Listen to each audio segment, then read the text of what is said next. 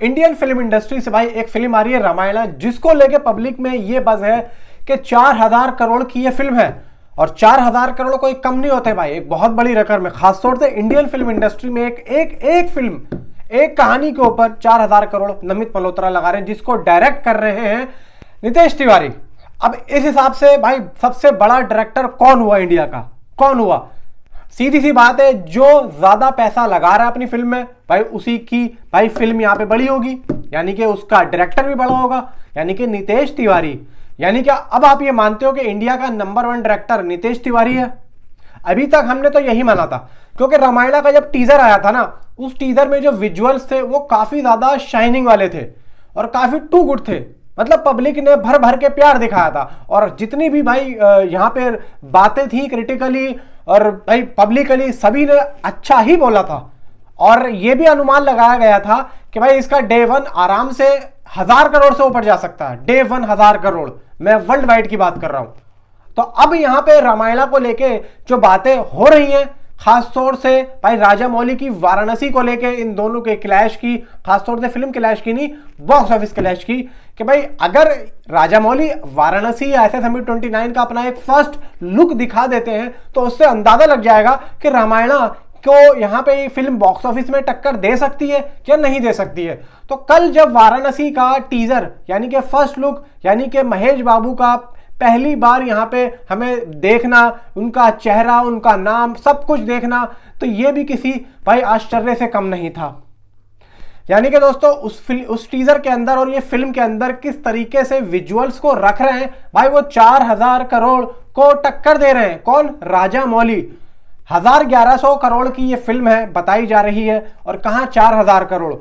तो आप देखा जाए कि भाई राजामौली कहीं ना कहीं नितेश तिवारी को टक्कर देते हुए दिख रहे हैं, खासतौर से अपने कंटेंट से।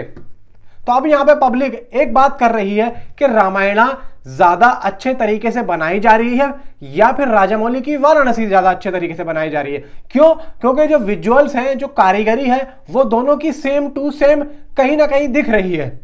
अब देखा जाए, जैसे कि एक मान लो कोई अमरूद होता है, अमरूद 20 रुपए का मिल रहा है, और वही अमरूद जो अमीर है वो अगर 60 रुपए का उसी अमरूद को ले ले, तो मैं ये समझूंगा कि भाई यहां पे सिर्फ और सिर्फ कॉस्ट बढ़ रही है, ना कि क्वालिटी।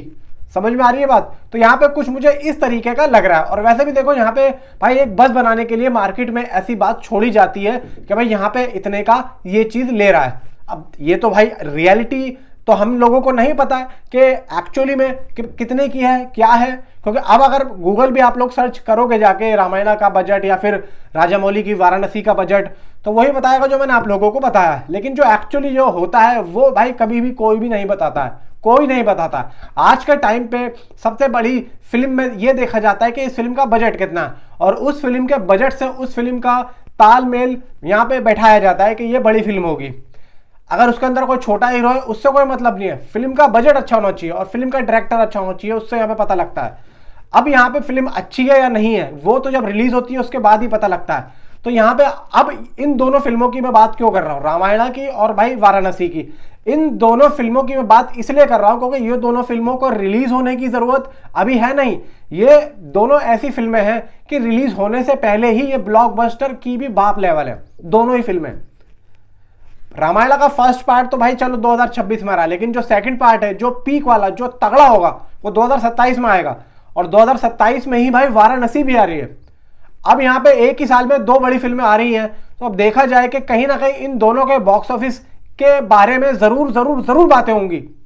और यहाँ पे जब वाराणसी भाई आएगी तो उसको लेकर रामायणा के फर्स्ट पार्ट की बॉक्स ऑफिस कलेक्शन से भी उसको भाई मिलाया जाएगा कि यहाँ पे रामायणा के फर्स्ट पार्ट को ही ये बीट नहीं कर पा रही, तो सेकंड पार्ट को क्या करेगी। या फिर ये होंगी कि भाई बीट कर दिया फर्स्ट पार्ट को, अब सेकंड पार्ट को भी ये बीट कर देगी। क्योंकि राजामौली ने काफी अच्छे तरीके से इस फिल्म को बनाया है और कहीं ना कहीं उनके मन में बहुत सी चीजें हैं। देखो यहाँ पे रामायणा के भी सीन हमें देखने को मिल रहे हैं, यहाँ पे अलग अलग युग के सीन भी हमें देखने को मिल रहे हैं।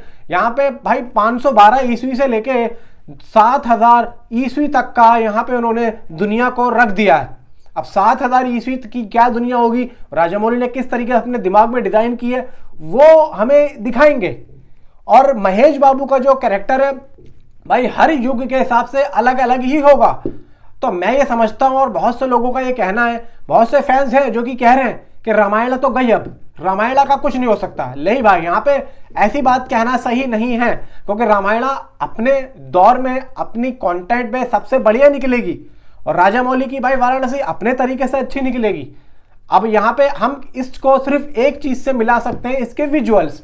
वहां 4000 करोड़, यहाँ पे 1000 करोड़। स्टार कास्ट की बात की जाए, स्टार कास्ट भाई वाराणसी में अच्छी खासी है और सारी बड़ी स्टार कास्ट है। और भाई रामायण की स्टार कास्ट में तो चलो कोई गिनती नहीं है, उसमें तो भाई सारे ही धुरंधर है, सारे ही धुरंधर है, एक से बढ़कर एक।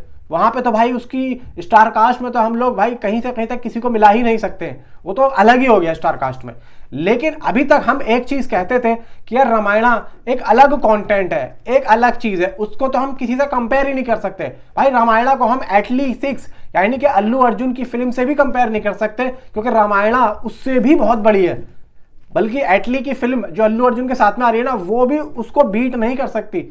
ऐसा अभी हमें पता है और ऐसा ही होगा, वो बीट नहीं कर सकती, जैसा कि अभी तक हमें पता चल रहा है उसके जो विजुअल्स हैं। बाकी जब आएगा तो बात होगी, देखेंगे किस तरीके से हो रहा। लेकिन कल जब वाराणसी आई, वाराणसी का टीजर आया, तो उससे एक चीज हो गई कि अगर रामायण को कोई टक्कर दे सकता है, वो सिर्फ और सिर्फ राजामौली अपनी वाराणसी से दे सकते हैं। देखो, मैं ये तो नहीं कहता कि वाराणसी बहुत आगे निकल जाएगी, मैं ये जरूर कहूंगा कि अगर मान लो रामायण एक दिन में 1000 करोड़ करती है, तो कहीं ना कहीं राजामौली की यह फिल्म 600 करोड़ तो करने का दम रखती है वर्ल्ड वाइड।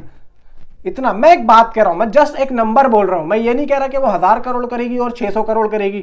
आप नंबर ले लो, मतलब एक जो सिमिलैरिटी होती है कि हाँ भाई इतना तो पीछे हो सकती है। बाकी भाई देखो, यहां पे एक बात और है, दुनिया एक जादूगरी चीज पे चलती है, क्या किसके किसके दिमाग में आ जाए, क्या फिट हो जाए, कैसे हो जाए कि भाई राजामौली की फिल्म वाराणसी काफी अच्छी निकल जाए। देखो, रामायण एक ऐसा कंटेंट है, उसको तो सारे ही देखेंगे, सारे ही देखेंगे, उसको तो आप रहने दो।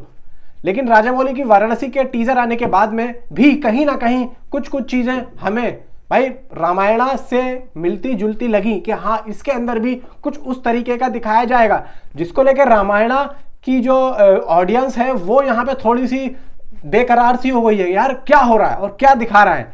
क्योंकि यहाँ पे देखो भाई, रामायण को भी वही पब्लिक यहाँ पे पसंद कर रही है जो भाई वाराणसी को कर रही है, सब एक ही पब्लिक है, एक ही है। अब पब्लिक के यही चीज तो दिमाग में कि राजामौली ने ऐसा क्या रख दिया है जो सीधा रामायण को अपने कंटेंट से टक्कर दे दी है। अब पब्लिक यहाँ पे बेचैन हो चुकी है कि एक्चुअली में होगा क्या।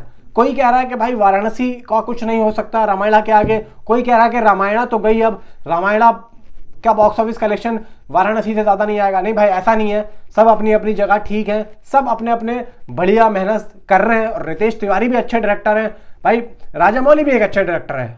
और यहाँ पे आप लोग मुझे नीचे कमेंट में जरूर बताओ कि आपकी नज़र में नितेश तिवारी बड़े डायरेक्टर हैं या फिर राजामौली। Thanks for watching.